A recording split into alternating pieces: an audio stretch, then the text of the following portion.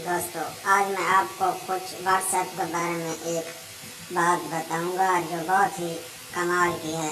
दोस्तों, अभी मैं बताता हूँ। व्हाट्सएप ओपन करें, उसके बाद ये 3 डॉट पर क्लिक करें, सेटिंग पर क्लिक करें, उसके बाद अकाउंट पर क्लिक करें, उसके बाद टू साइड वेरिफिकेशन पर क्लिक करें। ये देखो दोस्तों, टू साइड पर क्लिक करें तो ये देखो पिन मांग रहा है। दोस्तों, यहाँ पे आपने कुछ पिन देना है, मैं पिन दे रहा हूँ।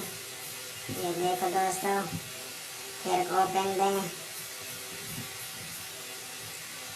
ये दोस्तों मेरा पिन गलत लग गया।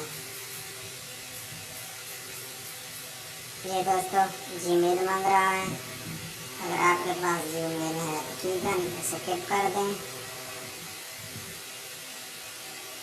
सेटिंग अप्लाई, उसके बाद ये डन हो गया। ये दोस्तों मेरा पेन चालू हो गया।